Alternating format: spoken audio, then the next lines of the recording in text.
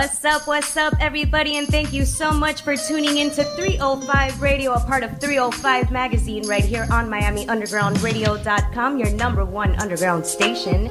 I'm your girl, Dre Mob, and you can catch me on the gram at 305_Brownie. I don't gotta give a shout out to Willie today because he is in the building. Wagwan. It's about damn time we got Will in the building. Yo. So this is George, 305 Magazine with 305 Radio. Thank God for Will being in the building. But today, our special guest is video, film director, everything Miami. Hip-hop. Everything Miami. Gil Green. Yo. Thank you for coming to the building. Man. Every time when George calls, man. Appreciate it. Man right here. Been holding down the city with the publication and the Miami right. love. So Amen. This is where my heart's at. So you guys call, I'm here. We love Appreciate you for it. that. Yeah. Appreciate it. Yeah. Man, so, I mean, how many? Where do we start? We don't start, man. Yo, so I went on your website, gilgreen.com, Okay. and you got 32 videos up on your video side. Yeah, those are select videos. You got so many more videos. Those are for the commercial clients, right? You know, some commercial clients might get scared by some videos, so we put the very friendly advertising videos up there. Well, shoot, it's those are definitely the ones to catch your attention. You know, more of the popular era. Yeah. But man, you've been making videos in Miami with Miami artists for ages, man, forever and a day. Yeah. I mean.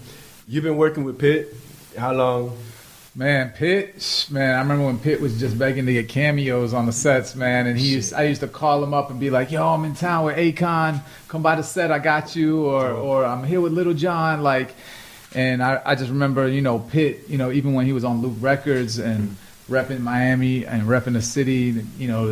This Chico with the cornrows and just always had positive vibes, great work ethic, and I'm so happy to even have a connection with him today and see what he's doing for the city. Yeah, absolutely. He's always repping us fully, and I got a lot of love for Armando, man. That's a real dude right there. That is dope. One time for Pitbull. Yo, I mean, not only Pitbull, but you've worked with pretty much every big Miami artist. You have Trick, Ross, Flo Rida. Yeah. That's just to name a few of them. Yeah. I mean, shoot. One of the things that I love about seeing that kind of, that kind of how the cohesion in the community, is that there's a work ethic that everyone kind of has. And I mean, it separates them from the guys that are making it and the guys that aren't. Which is why you guys are still making it.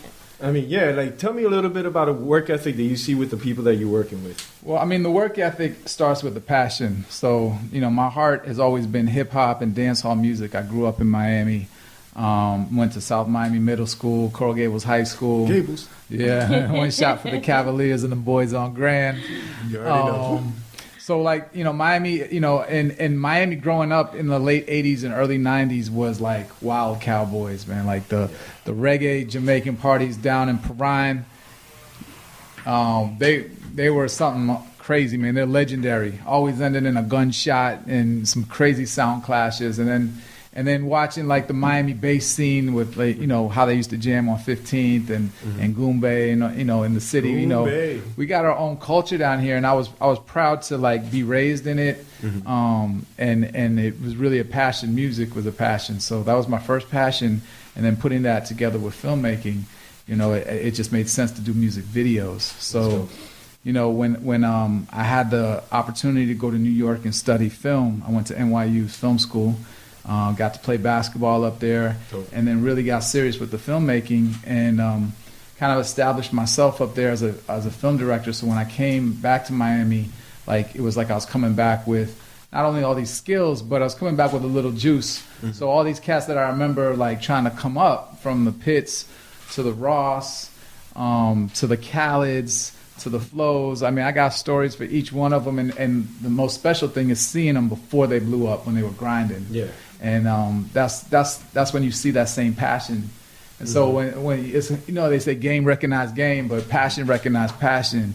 And seeing Rick Ross on the sidelines tell me, when I get my first chance, he was on the slip and slide sidelines, ghostwriting, for other rappers. And I was ghostwriting for other directors, and, and I was just, he'll always tell you I was the boy that used to go get the Gatorade for everybody. But he would tell me, he's like, yo, when I get my first video, I'm gonna come get you, man, because I see what you're doing. And when he had Hustling, man, he came and got me, and we did Hustling together and kind of helped put him on the map. And with same thing with Khaled, man. I used to remember him tearing down all the reggae clubs and Rockers Island and Madhouse and. Dope. Khaled was that most passionate DJ. He was going to go somewhere. So when it came time to do Born and Raised and we taking over, he gave me that call. So I wasn't even living in Miami, but everyone associated me with Miami, and I was doing things. So I would always come back. And man, it just became I just became known as the Miami director because this is my culture. And I brought all the things I was able to learn in New York and LA. I was able to bring them down here and put them to use on the film set. And it just made sense. I came back down here and set up shop. And it's so great that you brought it back, because I think it's so important to make sure that we stress that, especially with the Miami scene, because it's something that we've battled for such a long time, but I think we're finally breaking ground, is that it's all right to travel and, take your art and your talents everywhere, but always bring it back home, Yeah, I think it's important. I mean, when you have that, those stripes that are inside of you, where you earn, your stripes, Miami, I earned my stripes, and I have to say it's who I am. It's the swag that I have, the flavor that I have, the dialogue that we have. So when you're able to have that, that's who it is. So when I'm in Miami, when I went to school in New York, I ain't gonna front, those New York guys were clowning me because they wanted to make fun of everything from the South. So yeah, damn right. They didn't get it. They're like, flip-flops and socks? What are you doing now? And I was like, man, listen, this is how we do it down South. Yeah. And I was bringing my Jam Pony tapes up there and all that. And, it was, but I rep Miami. So it was funny watching how, when the South took over, and I would go up to New York clubs, and all of a sudden, now it changes, the game changes. All the dirty South music up there is y'all making fun before, but... so in your heart, it's Miami's always in my heart. So, the idea is to come back, provide to youngsters what, I was able to learn and spread the love in the community. I had a lot of love for this community. So, that's how we do it. I mean, that's a beautiful thing, man. And this is the Miami story that I love to hear. Yeah. You know what I mean? You grew up in Miami, you left, you learned you sharpened your skills, you came back. And not only have you started working with other people, but you've been part of the foundation. Yeah, we set up 305 Films. My first music video we shot, my first video for a record label artist was Trick Daddy in 1999. Video was America, featuring Society, another big Miami rapper from back in the days. And so now it's 20 years, and I'd say I set up shop back in Miami about 10 years ago. We set up 305 Films with my partner, Judd Allison. And, man, we just wanted to bring all of the stuff I was able to learn, all the production, from being on the sets with all the other directors, the Nick Questids and all the Diddy sets and all these $1 million sets, and taking that, because sometimes experience is the best way to learn. So, absolutely. So I was able to basically bring it down here and set up shop, and we've just been knocking it out since then. Well, thank God for that, right? Absolutely, amen, amen. I mean, go ahead. Can we talk about Love Camera Action? Absolutely, that's my passion. That's where we're moving into the future. Love Camera Action is a nonprofit film camp that we are organizing currently. We're getting a lot of love from the community. It's basically going to be a free camp, free transportation, free food. It's for underserved youth in Miami, high school kids, and we're going to teach them how to make music videos over the summer.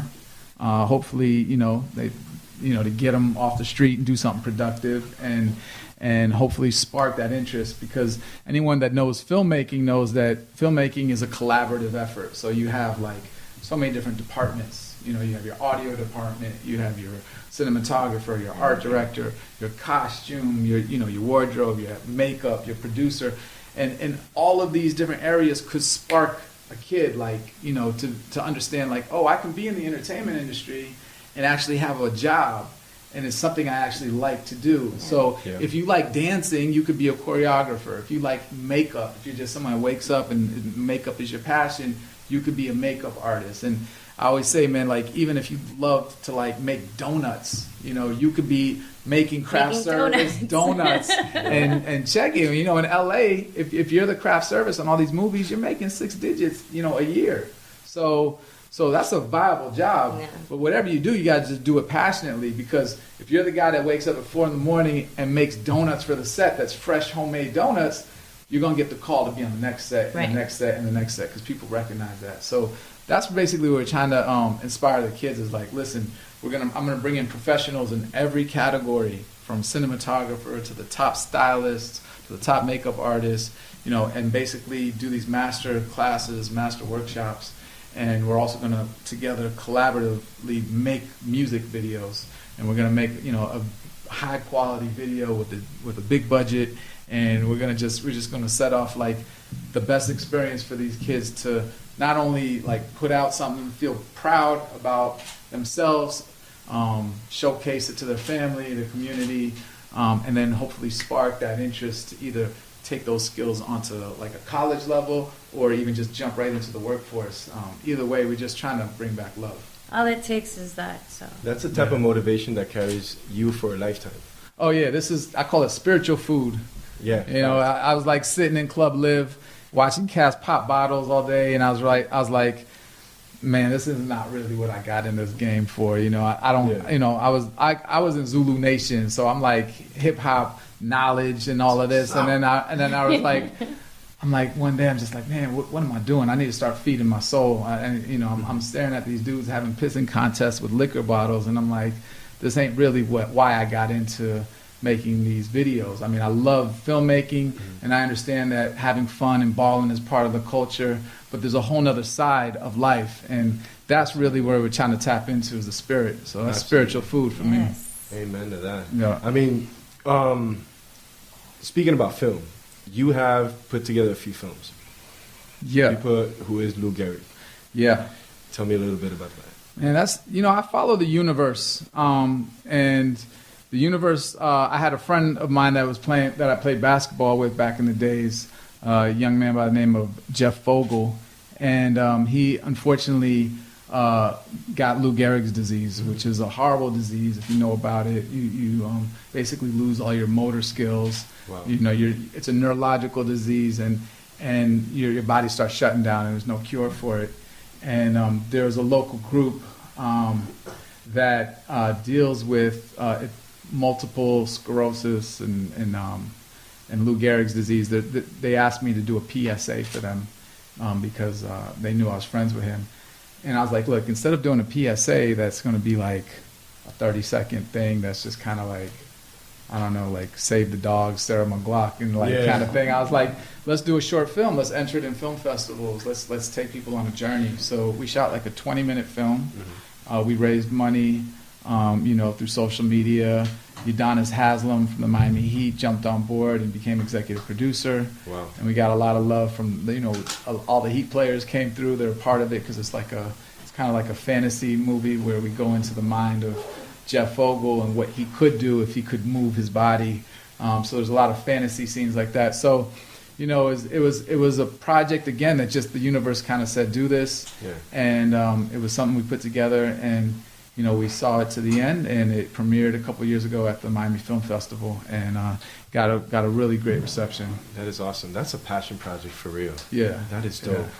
I mean, and that's what kind of reception have you gotten aside from that festival? Well, in regards to the film, yeah, people are interested in like possibly distributing it.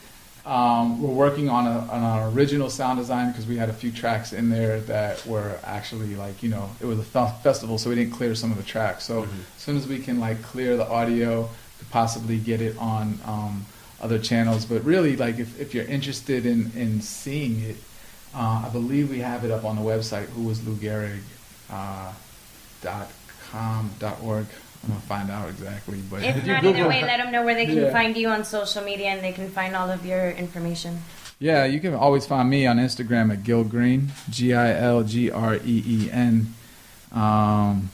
follow me. And then Who is Lou Gehrig? You just Google search Who is Lou Gehrig, Jeff Vogel. You'll probably find a link to the film. Actually, on my website, you'll find it, gilgreen.com. There's a film section, and there's a link to the film there. Dope. Definitely got to check it out. And you also have One Last Jig? Oh, yeah. One Last Jig is more of an art project I did for Art Basel. I saw it. I was like, this is, I don't know. Yeah. I read the description. I was like, I know about Lou Gehrig. Yeah. I don't know about this jig. Well, it's another passion of mine. It's actually cut from a Lupe Fiasco video. The video is called Bad Bitch. Okay. And it deals with the use of the word bitch. And in hip hop and how we say it and what the context of it is. And it's one of my favorite music videos I ever did because obviously Lupe is like such an intellect and he makes you think. Yeah, he does. And that music video is about the impression on kids get with hip hop. Yeah. So when your 10-year-old daughter is watching, your favorite artist in the G-string shake her ass, like what is the impression that they're getting? Yeah. And when when your 10-year-old son is watching dudes like acting like gangsters all day 24/7 and they don't get a balance of what is what that life is like without that, what's really happening. So what we did was we paralleled what's called minstrelsy back in the days. They used to have blackface. Paul Robeson is one of my favorite actors and figures in black history, and in the 20s and 30s. He was one of these actors where, blacks weren't allowed to actually perform. And whites used to put on blackface to perform as blacks. And it's a really sad era in filmmaking. And then they started letting blacks act, but they still kept the culture of putting blackface. Right. So they would have to put blackface on their black skin. And if you read Paul Robeson's, autobiography and stuff about that, is like really sad to read because every night he would basically break into tears as he has to put on this humiliating thing on his face. So One Last Jig is kind of like in the vein of putting on these impressions that we have to, and it's a parallel to hip hop today. So it's really deep. It's kind of like along the lines of that movie Bamboozled, if you ever seen that. Bamboozled was dope. Yeah, it's one of the greats. So yeah, so I definitely got to check that out. Thanks for explaining it because man, I was like, I don't know, I don't think I get this. Yeah, I think I get it at first, Yeah, it's a little bit of a history lesson, and it's understanding blacks in the entertainment business and also in the history of America. Definitely. Yeah. I can imagine, man. So this is still on the website as well? Yeah, I believe, if you go to the film section on 305 Films, you'll see that. Okay. Yeah. Yo, so my next topic is hands down my favorite time of year is Art Basel. Not because of Art Basel, but because of Vibes 305. Word up. Yo, you straight up changed my life. You hijacked Art Basel. Yeah. For one of the Art Basel days, you straight up hijack it. Yeah. You know what I mean? We have to, man. We have to. This is our city, and that's the give back party. And let me tell you, again, man, I grew up in the real side of Miami with real parties, real house parties, where people get on the dance floor and sweat. Yes. I was able to see Uncle Al do his thing growing up, and Miami cats, we're not too hard. We like to have fun. We like to dance. Yeah. And I wanted a party where I wanted to set up an event where there's no red carpet, there's no VIP ropes. We don't care who you are. If you're Dwayne Wade, Gabrielle Union, or whoever you are, whatever rapper you are with the crowd. Yeah. You know what I'm saying? So it's not about a separation. It's like the people's party. So it's not about, a lot of times we like to try to feel better than the next person. I'm in the VIP and they're not. Makes me feel special. I was like, nah, we're going to do a party where it's $2 Heinekens. Ain't no list to get in. This is going to be the people's party where it's just a good vibe. And I'm just going to bring my favorite DJs. Fortunate enough to bring some great artists, KRS-Ones, Swiss Beats, Fat Joe's. Yeah. Don't get me started on that. Ellie, Elephant Man, Shaggy. A lot of artists I got to work with and really just give back. And the reception is amazing. Every year it just keeps growing. Yeah, and remember, we started this 8 years ago. People were still shook to come into Wynwood when we started. Like, Yeah. Wynwood wasn't what Wynwood is, but now, like, so we were the first ones up in there, and we're like, you know what? Let's bring people out to Wynwood. And it was funny because after that first event, we had a fish fry. All of a sudden, these parties started popping up in Wynwood. Like, it was, of course, like, okay. And then now they bring in reggae and hip hop into Wynwood. So I like to think that we were like the first people to like say, hey, it's okay to cross these tracks over here. At least come on over here. Yeah. You know, you can chill and eat, have a good time. And now, shoot, Wynwood's popping more than South Beach. So it's crazy. Is that South Beach has become for only tourists. Yeah, it's a tourist, and granted, look, I have nothing against tourists. I have nothing against the tourists that feed our city. Right. You know what I mean? But that's not for us. It's not our party. Nah. Like, the mansion days, the cameo days, those are long gone. Oh, They're man, done. one of those days, even before Washington, everybody used to ride their whips on yes, Ocean, man. Just like it was in the Grove. You used to ride in circles. That's all you did. Yeah. You drove around and all you did, you went to Coconut Grove. You drove in you just did laps. Yep. But you with the music and everything. You had to have 15s or better. Yes, man. Trunk. And then you had people that you showcased your car, you showcased your whip. Yeah. Some people got caught riding in stolen cars. So, you know, it happened. You know, and then Halloween was the gang fight at the end. Oh, always. It was like the grand finale. Always. You know what I'm saying? Always. And then once you're done with the Grove, then you head out to the beach. When you get to the beach, the beach didn't get packed because of the clubs. No one gave a crap about the clubs. It was, I'm going to go through Ocean and A1A. And all I'm going to do is lap it up. I'm telling you. I don't know. I'm telling you. Yeah, pa'lante. What are you going to do? We're just going to chill. What are you going to do? I'm going to jam out. There was my favorite car to this day, Buick Regal, black with a red stripe. This back seats, there's no back seats. It's 215s. And when it's like when the bass is, it's freestyle music with bass. Like you never knew freestyle music had this much bass until you were in one of those whips. And then it hurt to breathe.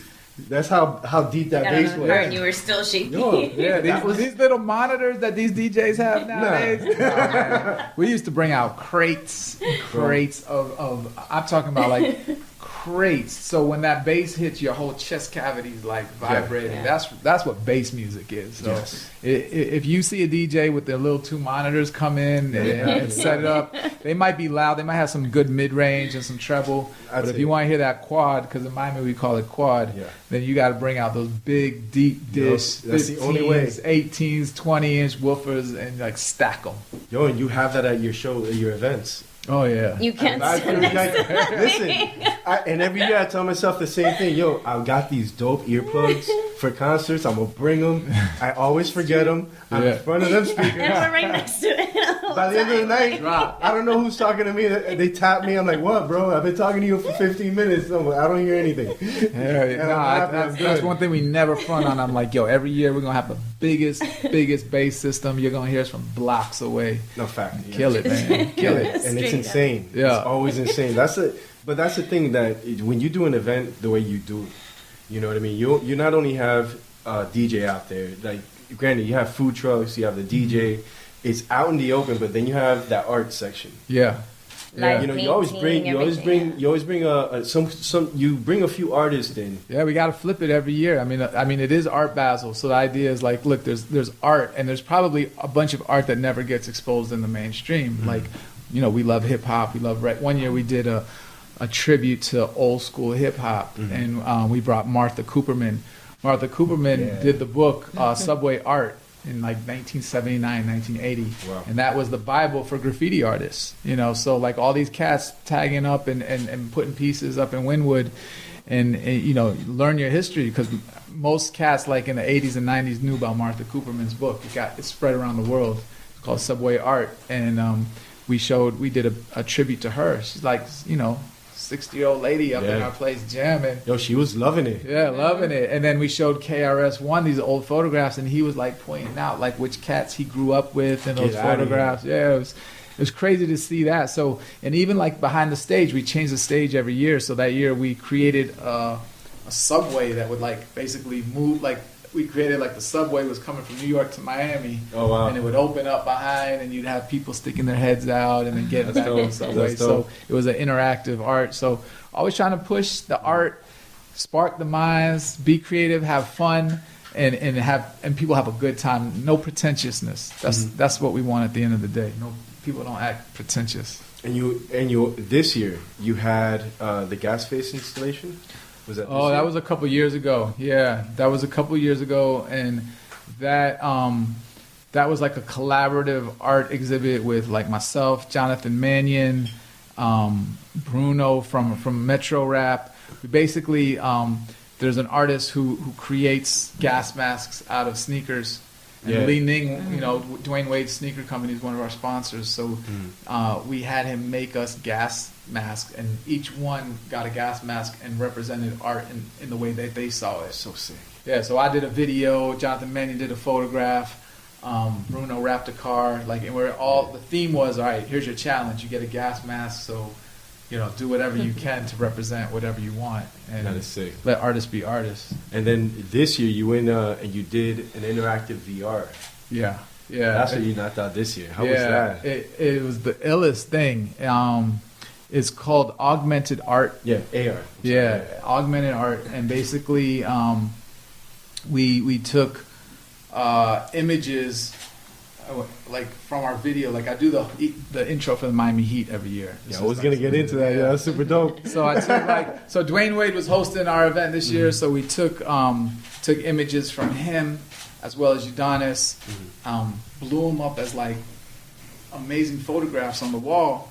But then when you hold up the augmented art like a phone or your iPad, all of a sudden it comes to life through the iPad. So it turns into video. And it was something that really bugged Wade out. He was like, I need this in my living room. And everyone was really enjoying it. The people that even got to see it. Some people have so much fun in the party, they never even come into the art section. That's crazy. Yeah, just so you know, we have an art section every year. Yeah, man. No, and that's the thing. For those that don't know, it's augmented reality, but in this case, it's augmented art.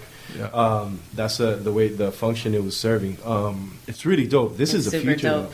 Yeah. That is cats don't know, but they've been sleeping on it. How long have I been talking about We've been talking about this forever. For man long, I've been talking about this. So it's the Matrix for real. Yeah, man. It's really. I was really impressed to see that. Yeah. That you were using. I was like, damn, that is so dope. We were like, man, he's doing it. Yeah, man. And then we're putting out a T-shirt line that we're going to do augmented art on the T-shirt. That's the next step. So you see that? Exclusive. So we got some things in the works right now. Man, that is just insane. Yo, how much time we got? What time is it? We don't have too much time. So I'm kind of have to bait you into this. So before you were doing music videos, you used to rap. Yeah. Tell me about this, man. Yeah, man.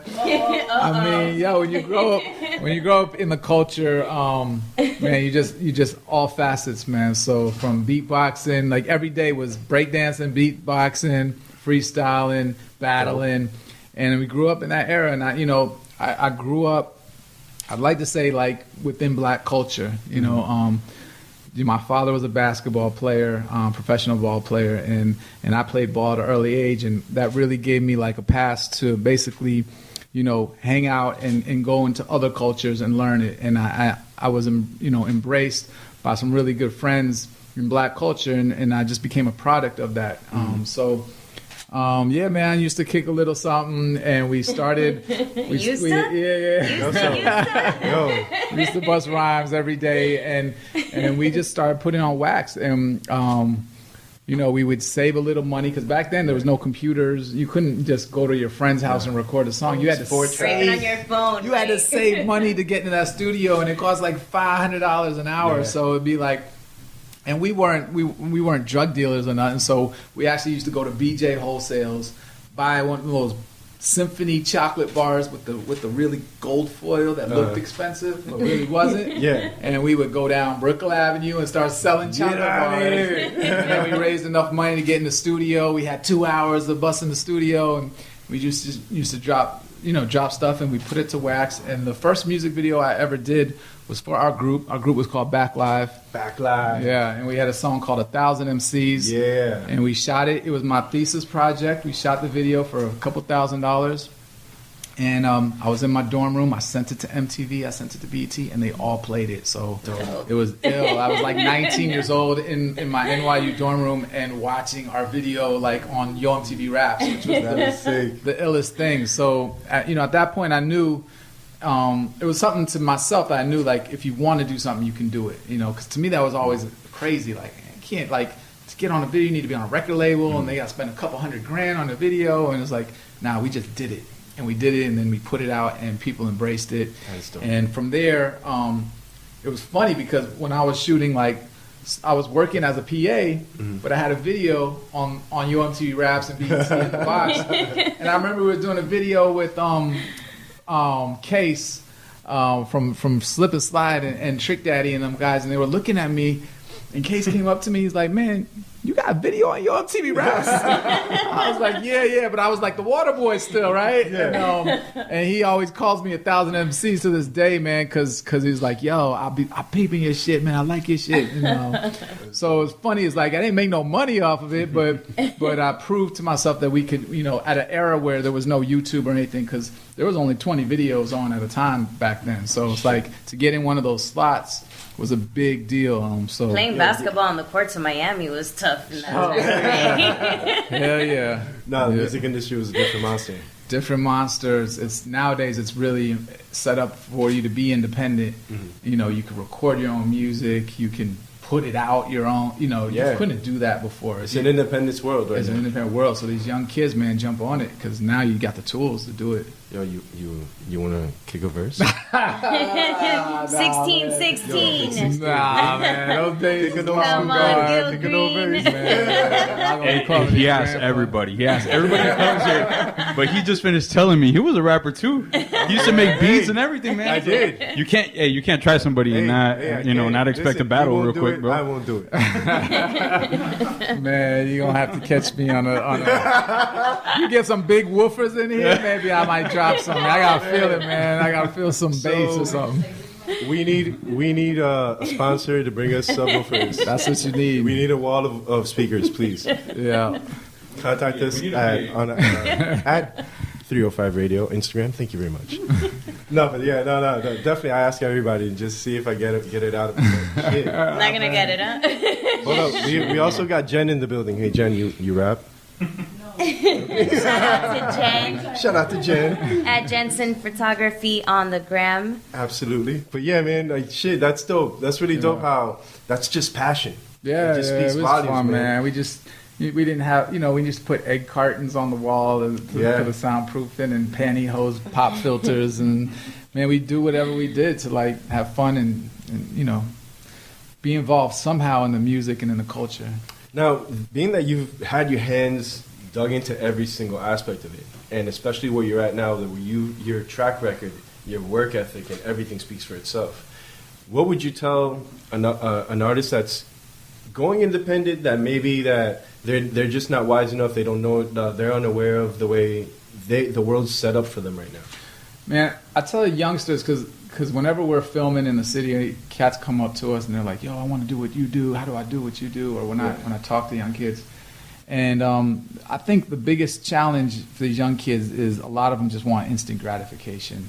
And that doesn't happen at all. That will never happen. Ain't nobody going to do shit for you. That's the first thing you got to realize. Right. So to me, the formula starts with passion. You got to love what you do because you're going to be putting in crazy hours, and it cannot feel like work. It has to feel like love. So you be ready for those 20-hour days and working for no money, but working for a career. And when you have passion, people recognize it. So other people that are in that can give you opportunities are like, they gravitate. Like I said, passion recognizes passion. So when they see somebody that's so passionate about what they're doing, they're like, I like that kid. I want them on my team. I want to show them what I know, or I'm just watching them do what they do. Then it's just about how much work you put in. You set your goal. You set your 10-year goal, your 5-year goal, your 1-year goal, your 3-month goal. But have your goals. Have your goals, because you got to see it. You got to see it. Michael Jordan had to see himself winning championships to win a championship. You have to visualize yourself doing whatever it is you got to do, and then expect even look forward to the failures.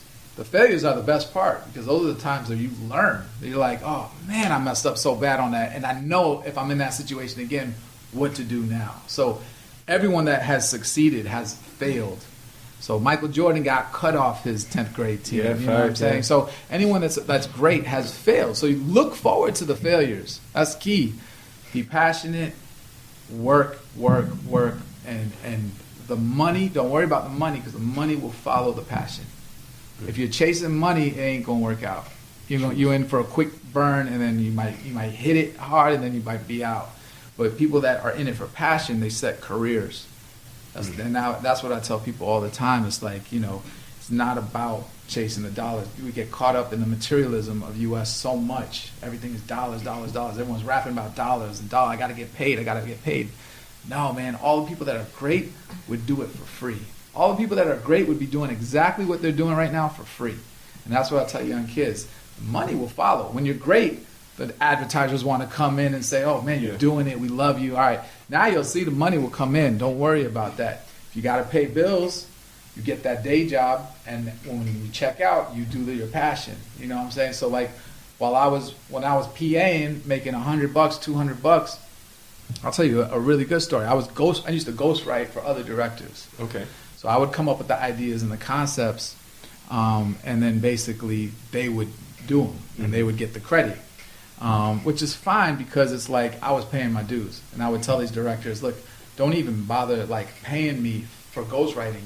Bring me on the set. Let me shadow you. Let me see how you execute, because I didn't know how to execute. I had these ideas, but I didn't know like what lens to use and where to put this. So for me, it was like, all right, you're going to use my ideas. That's fine, because I got 1,000 of them. But at the same time, like, I'm going to learn from you. And so I knew, so when it came time for me to do my first videos, I was confident because I knew I've been on so many video sets and everything. I know how they ran from the best. So, man, one of my, and when you're young, you're looking for those breaks. So like one of the first breaks I thought was going to come my way was when Trick Daddy did Shut Up, which was like classic record, right? Yeah. And I had wrote this treatment, and it was for like, we're going to introduce the band, we're going to go shoot in the Orange Bowl, we're going to bring the bands out, and we're going to bring the donks and everything. And at the time, I had done a bunch of like little work for Slip and Slide, and I was like, oh man, I know they're going to get me this job. And they passed on me. They didn't give me the job as a director. And I was like, man, I was heated because I was like, man, that was going to be my break. Like, you don't have nothing under your belt. And then they brought in another director from New York who came down, and they called me because they knew I PA'd in Miami. So they're like, oh, you want to work on as a PA? You make $100. So I was like, all right, cool. Meet us at the Orange Bowl. I was like, the Orange Bowl? Oh, no. I was like, what? I knew this sounded familiar, man. I get to the Orange Bowl, and lo and behold, basically they're shooting my concept, right? Which I didn't get. I wasn't ghostwriting for this director. Yeah. They just took my concept, gave it to another director. And basically I was picking up trash all day. That was my job. So I went from, I thought I was going to be directing this video, to not only did they take my idea, I'm like picking up trash on the idea that I know is going to be a huge song and everything. It was probably one of the most like humiliating days, but I sucked it in. And I used it as fuel to like build up more fire and more passion and everything. And and down the road, I did tons of jobs for Slip and Slide, and I had a career later. And that I'm not sure where that director is right now, but like I knew, like for me, like I'm just going to take the L that day. Oh man, that's such a tough L to take, man. Especially when you're so passionate. Like I've been putting years and years of this. So, but that's what happens, man. And you got to expect that, and you got to like embrace it, embrace the highs, embrace the lows. It's all gonna come. It's all part of this journey, man. Yeah, I mean, that's just insane. Like, I appreciate you telling us that story, because I don't know if I would have been so upset. I would have been a bad. I was gonna say if you wanted to share some advice, but you've been dropping so many gems. I've been dropping gems all day. Knowledge, like. Yo, Will, you got any questions, bro? Yeah. Want to tune in? You want to punch in here real quick, son? A lot, man. I don't know, man. Yo, you want to stay for another hour? I mean, from where you are and taking the L's, and now I got a question. I got one question for you. The intros to the Miami Heat. That's where I was going. Yeah. This year was the whole South Beach theme, right? Yeah, the Vice. Right, the Vice. Right. Was that your creative vision to go that route? And then because of that, it pretty much changed the whole aesthetic of the team this year. Well, the Miami Heat organization is an amazing organization. Shout out to the Miami Heat organization. Yeah, shout out to everyone that works in that building because they do things in a way that I wish like other like people would follow. Mm-hmm. They involve me all during the year. They bring me into the creative meetings. They have a whole creative team, and they have this philosophy where everyone throws ideas out. So again, it's like it's collaborative effort. So they know that they have these Vice uniforms that they're going to do. So we need a theme, and this is like 9 years now that we've been working with them, and they trust me now. Where it's like they kind of, it goes back and forth. I pitched a few ideas to them, and then they bid on one. They bid on the whole like. Let's start with like the Vice, the old school, Lambo coming down, or the Ferrari coming down the bridge in the Vice colors, and they bid on it. And then it was my idea to make it rain actually in the arena, which was crazy. We built a whole pool in there and actually put Wade and these guys in the water, which they didn't love, but they did it. They troopers. But yeah, every year we just try to keep raising the bar, and they give me the freedom to trust that I'm going to take them somewhere. Yeah. Sometimes they have some ideas and we expand on it. We go back and forth. But big shout out to Miami Heat, man, because that's one of the favorite jobs I look forward to every year. Man, because every intro, every theme is so on point. I mean, it's exciting, especially when we had from LeBron. Yeah, he was in town. Yeah. To now, every single year it's a different theme. So you guys have these think tanks, and you finally come up with the ideas and knock them out. Yeah, and also it's just knowing the culture. Again, I'm a big basketball fan. My father actually played basketball with Udonis Haslam's father back in the days. Oh, wow. So there was a link there when I first got to do the first one. UD really kind of like vouched for me, like, yo, let Gil kind of do this, and I was doing my thing on the video tip, and that whole team, they saw my work and they took a chance with it, and we've been riding out ever since. Dope. Yeah. Man, I saw UD playing Miami High. Oh yeah, the Stingery. Yeah, boy. He was a big boy back then. He was, but he got up. Yeah. That big boy got up, and he was bodying people, bro. Oh, are you a football fan? I wouldn't. Nah, I wouldn't say that. No, I enjoy the game, but I couldn't tell you who was on what team. I couldn't. You know what? I'm a Miami fan, so when the Dolphins get some momentum, I'm there cheering for them. But it's been a minute. Dolphins getting a facelift. We're always rooting for the home teams, Dolphins regardless. Getting a facelift next year, though. Shout out to the Dolphins. Get me in that stadium. You have a pretty big presence in Jamaica. Yeah. How did that start? Can you elaborate on that a little bit? Yeah. Ever since I was probably 7 years old, I've been going to Jamaica. My best friend, I consider him my brother, Andre Grant, that we grew up together, is Jamaican and had family in Kingston. And so in the summers, we would go down to Jamaica, and I kind of grew up in his house. So I grew up on some good oxtail and rice and peas. Oh my God, oxtail. And and the culture and the patois and everything that was Jamaican, I kind of fell in love with. And we used to, like I said, back in Perrine, they used to have crazy sound clashes, and this is Jamaican culture takes their DJing seriously. It's like a sport, it's a competition, and that's actually why I give Khaled so much props, because he saw that and he jumped in that world, in that Jamaica world. And I had this opportunity. I was working with 3-6 Mafia at the time. I actually did a film for them called Choices when I was 20 years old. Oh shit, that was you? Yeah. That was we shot 12 days on no budget, and somehow we ended up with a cult classic of Memphis. I love that album so much, and then I was like, oh damn, there's a movie? Yeah. Yeah. So 3-6 Mafia was big. They were big supporters of me in the beginning, and then and we were doing big videos. They were spending some good money, $300,000 on a video, $250,000. And then VP Records, I knew a girl there, and she knew I loved reggae music. And she's like, yo, I got this project, Sizzla Kalonji. I was like, Sizzla, I love Sizzla. What? And she's like, yeah, but we only got like no budget, like 50 grand or something. And I was like, yo, don't matter. And I asked all my boys in New York that work on film, I was like, look, do you want a free trip to Jamaica? Nice. You just got work. And they're like, yeah, let's go. And we all stayed in a room like this, like 4 of us, like sleeping on the floor. You know, someone came back with a big bag of weed and was like, I got this for $10. And I was like, they was excited. So I was like, all right, cool. I got my film crew. $10 weed and they're good. And then we shot this video called Thank You Mama, which became like the classic video for Sizzla. And it was the first like real video to be shot on film in Jamaica. Because before that, people were shooting VHS. So it was like real quality. It was 16 millimeter film. And Sizzla, who's like this Bobo Dread, his whole like Rasta camp became our film crew. They were carrying dollies and equipment down the gully. And we shot this beautiful video, and it made some noise.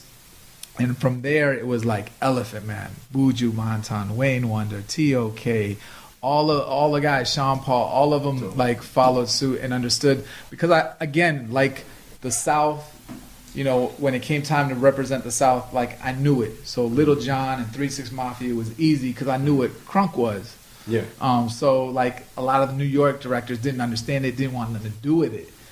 So the same thing with like when it came to the Jamaican culture, like yo, I could actually understand what they chatting on a record and I knew like the dances. So when Elephant Man had Ponda River, I was like, okay, this is how you do Ponda River, and this is how you do Chaplin, and so we was able to break out all those dances, and I knew the culture very well. So I think that's one thing artists appreciate about me is like they're gonna get somebody that actually lives in that world, and so I understand where they're coming from, because that's the thing. Artists want their video to represent them at the end of the day. So to get in their head and I've been fortunate, man. I've been really blessed to be a part of that.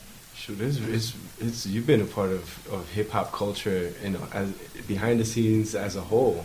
Even other genres, right? I guess you worked with Sting recently, right? Yeah. Yo, I was Sting. Sting was like, yo, I had to pinch myself. I'm like, yo, it's Akon. Yeah. And when he was in the middle of Kingston, and we were bringing him to all of like, you know, obviously it was a Shaggy Sting collaboration.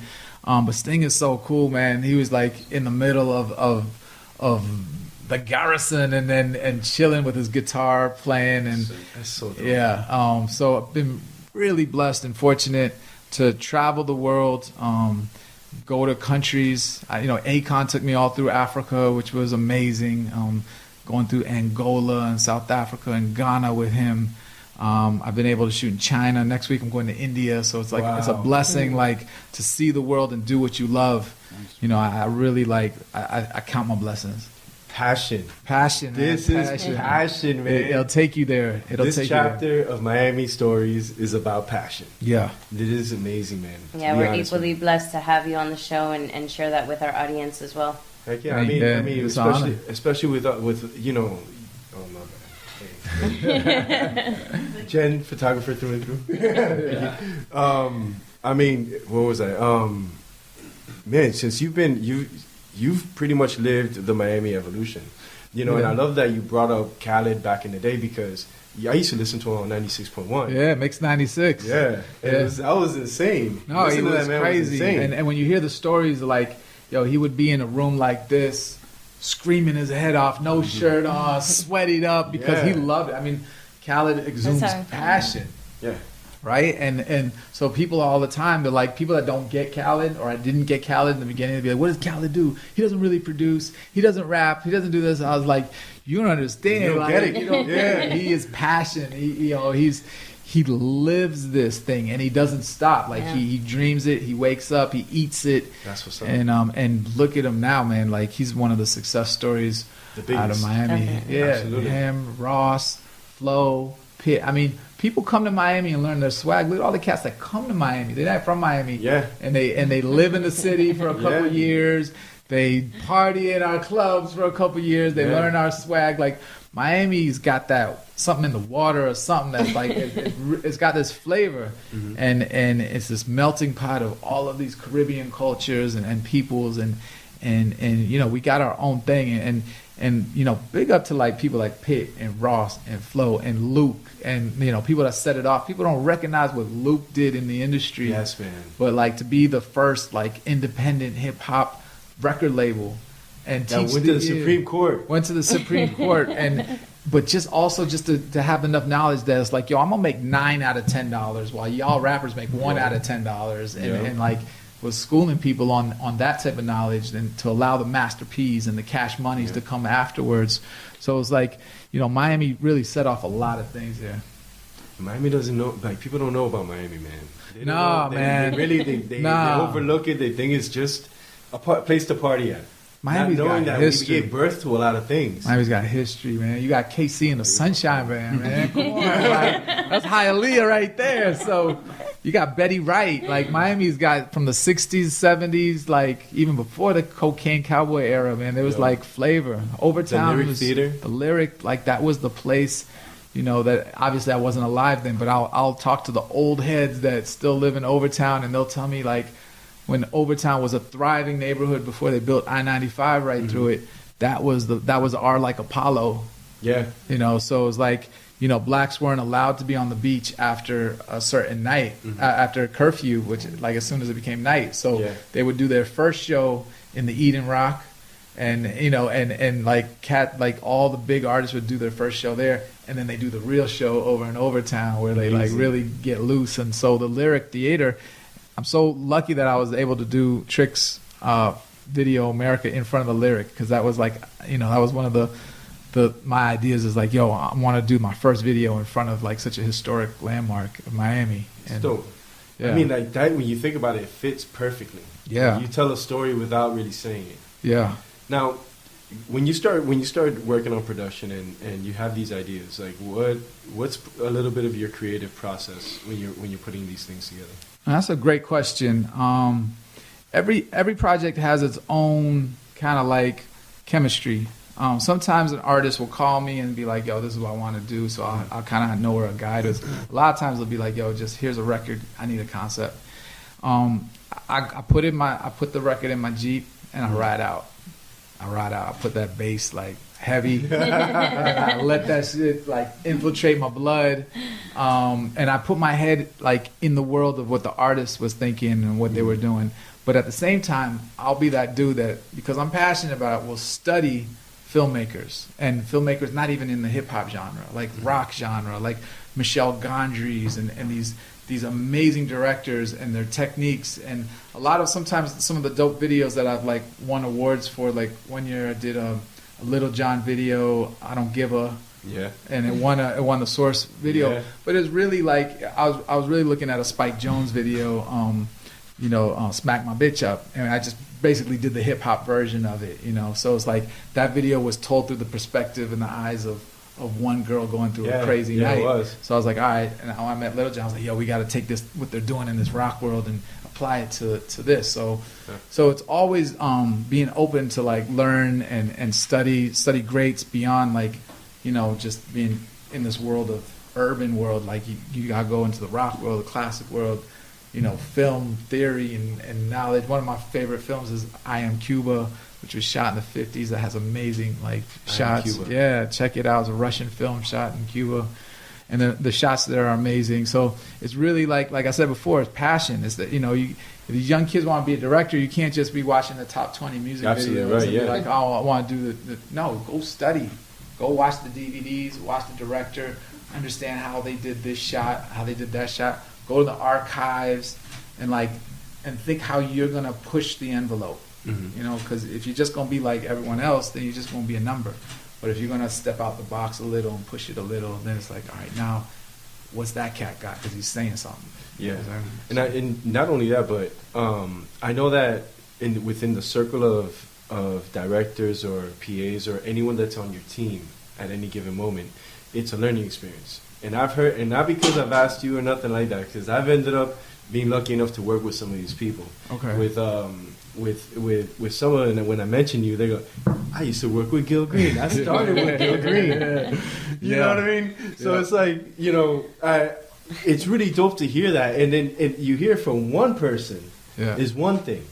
But when you hear from 5 people, it's a different world. You know what I mean? So it's dope to see that you sparked that passion, that motivation in a lot of people. Man, that's the thing that I'm most excited about. Like, at the end of the day, man, people are people. And, like, if I could help a young kid, that's passionate, if I can open a door or teach him what somebody took the time out to teach me, then I'm going to do it. Because that energy, it always comes back. Energy is always, it's a 2-stream thing. So if I'm throwing good energy, like Joyce can call me anytime. I'll be like, yo, we messed up today's tape. You got to come back tomorrow. I'm like, all right, let's do it, because it's like, I respect everyone. And good, because I'm a little nervous. I don't know if we're okay right now. We might just tell you that just to do it over. Just to do it again. You have it on film. You're recording it though, right? We good. It's also about checking your ego. We're good. You good? Yeah. I'll come back tomorrow. Yeah, this I love about Gil, man. Yeah, no, like no one is better than the next person, man. We're all on this earth together. It don't matter how much money you got, that more than the next person, whatever. It's like, yo, you can eat at my table. Like that's how it is, and that's how it's always gonna be with me and my circle. Thank you. Same here on our end. So push away from all that like I'm better than the next man. I just can't. I really detest that. And so when you see these youngsters and we run into them all the time, and they'll be like, "Oh, we want to get on the film set." Boom, we give them a walkie, we give them a 305 film shirt, and we like, "Yo, jump on board." And some of them have the work ethic and have made it. Like, I'm watching these kids, like, they got thriving careers and they're paying for their family and everything now, and I get excited when I see them. And some of them are expanding to directors or ADs or editors, and then some of them don't. Some of them just like, man, this ain't for me. And it's like, okay, well, you just don't got it. Like, you either got it or you don't. But if you got it, here's an opportunity. And we're not going to hand you, like, you're not going to be a director overnight. But those people you're talking about have paid their dues. Yeah. Like, one director I've been working with the last couple of years, Michael Garcia, who you probably know very well. Yeah, Garcia. And I remember Garcia from his music days. And when he told me he was doing film, I was like, man, anything you need, because he's always been a good person. And watching him blow up now as a director is like... It's like watching your kid, like, on the basketball court, like, scoring 20. It's like, you get proud and you get excited, because the more energy I put out and the more they win, the more I win. Absolutely. So it's a we thing. So man, that's so dope, man. And I mean, like. If Vibes 305, she almost started crying. I really did. She cried at KRS-One. Oh, man, that was legendary. That was a dream come true for me. I got to take a picture with him and everything that night, so that was very special. Let me tell you. How dope is he? Not only that, but let me tell you, it's one thing that, all right, in Miami, for those that are listening, so in Miami, you have your parties and whatnot. Different artists go to different clubs, even if they're across the street from each other. Yeah. So Vibes 305 was so dope. I mean, like, this party was so sick that it was Fat Joe and KRS-One. Yo, from across the street or a block and a half down, Swiss Beats dipped from his party. He was like, yo, I'm out. His party just started, by the way. He was like, yo, I'm out. Why? Yo, KRS-One and Fat Joe Vibes 305. That was legendary. Insane. He was hype. And a lifetime all experience. Of them were from the Bronx, so it was like, KRS-One is one of my favorite ultimate artists. I mean, just for what he stands for, his story, the knowledge he puts in his music, and that's what inspired me. When I was young, it was like I wouldn't have read Malcolm X if Chuck D didn't mention it in his lyrics. I wouldn't have understood like society's ills to the degree that I understand them if KRS-One wasn't dropping jewels. So what I miss about today, and you're starting to see it come back, is that a lot of those artists were teachers. Yeah. And not in a way of like preachers, but a way of like, yo, dropping knowledge. Like, yo, this is what it's about. Stop the violence movement, this, that. And along the way, that kind of got lost. And now you see it. You see the J. Cole's coming back and the Kendricks coming back. Yeah, and it's like a wave. You have the wave, the slope that goes down, and then the slope that goes up. Yeah. And I think that higher learning, overstanding music. Yeah. That you wanted to be overstanding everything. You know what I mean? Like that faded away because I think it probably got saturated in a way. We had too many people trying to do that and not being good at it. That's it.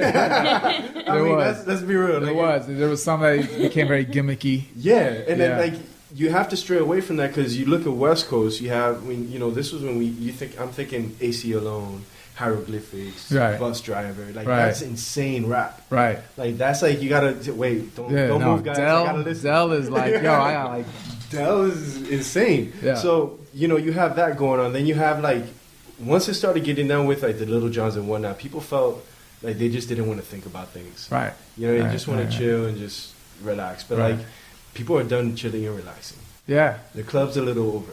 Yeah. I hope so, man. I mean, not to say that I think what was so great about hip hop in the 80s to me is there was all types of music. So you could go to a booty club and there'll be a pop that coochie contest going on. And that's okay because there's a place for that. But then you could go to a Chuck D or a Brand Nubian concert and get some knowledge. And man, even Heavy D, I remember seeing Heavy D at the arena and he came down here and he had the whole crowd and Heavy D was the most positive cat that you could ever think of. So and then you had your NWAs that were fighting for, the police and justice. Mm-hmm. There was all of these things. No, there wasn't just one kind of like thing that was popping. It was a variety, and that's what was so dope. And it wasn't so gimmicky. No, everyone was real, and it was best. The 80s was, being able to watch the birth of hip hop in that era, the golden era, the 86 to like 92 kind of era was like. Man, I feel like lucky. Damn right. Yeah, that's not something you listen to now. It's like when hip hop started, cats were like, "Yo, but rock." But what about rock? This hip hop stuff's a fad. Oh yeah, I got this, man. People big time. And look at it now. Yeah, now it runs the world. Yeah, fact. And I mean, like, and that's it. And going back to what I originally said, man. Like, I just think it's really dope. Every encounter I've had with you, it's just better and better, and like you've always been that dude that's always like positive outlook, always looking at how to build for things. You're always like, yo, moving forward, like this is what I like. It's always the next project, the next project. So I'm glad that you took some time out to come out here. Oh, absolutely. Where could real quick your website, your social? Yeah, let me drop it. Your social. Oh, I'm so sorry. Social media, Instagram is Gil Green, GILGREEN. You could check out my website, gilgreen.com. If you want to learn a little bit more about the film camp, we're still organizing it. We're hoping to launch it this summer, but if not, definitely the following summer. I'm learning a lot about the nonprofit world and what it really takes to structure something like that. But you could visit lovecameraaction.org and learn a little bit about what we're doing there.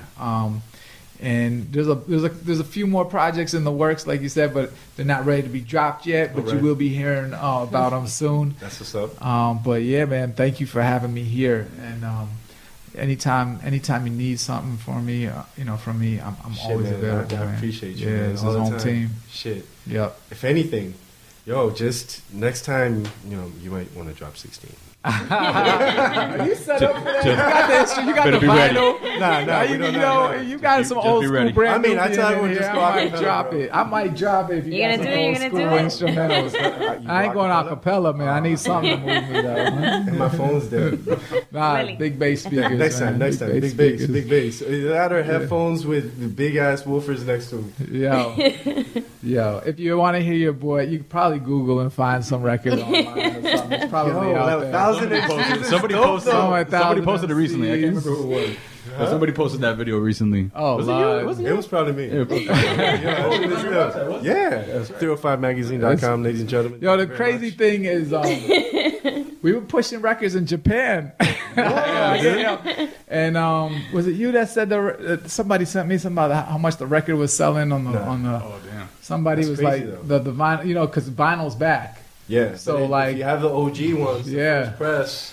So someone sent me a link that they were selling that vinyl for like $50 for the 12-inch, And I had a whole box that I dumped out. I was like, damn, I was going to sell these to make some come up. But I had just dumped them, man. 'Cause I was like, I ain't never going to put these out. Oh, man, you should have kept them. Man. Yeah, damn, I would have definitely cashed in. Shit, if I could sell magazines, I got boxes of 305 magazines still. Oh, you got to keep those, man. Those are going to be legendary. Hell yeah. But shit, this is dope, man. Yeah. Shit, I got everyone in the building. This is really dope. I'm glad you came out, Gil. Absolutely. Anything else any other gems you want to drop? Any shout outs, anything? I mean, I shout out all of Miami, man, because, this is where, the passion started. I would say all the cast that I was able to play basketball with, from South Miami to Coral Gables. Some of them, didn't, some of them locked up right now. Some of them, took the other path. But, the relationships and the friendships are there. And I got a lot of love, man, especially the Grove in South Miami, where, I used to basically hang out and learn a little bit of my flavor from. So big shout out to those neighborhoods and the boys from back in the days. Y'all know who you are. That is what's up. Yeah. So thank you very much for listening. This is George 305 Magazine. LMG Willie. LMG. Hey man. I will. Willie. Yeah. I'll be a PA whenever you need somebody. I'm sure she will too. I'll get that coffee for you, whatever you want, man. Let's do it, man. I can get whatever you need too. So whatever. I do PA work. Let me know. You got a whole squad here, bro. Good. Make sure you guys follow at 305 Radio on the gram, 305_Brownie on the gram, and make sure you guys tune in right here on MiamiUndergroundRadio.com. Thank you so much, Gil. Thank you. Thanks, man. Yeah. Yo.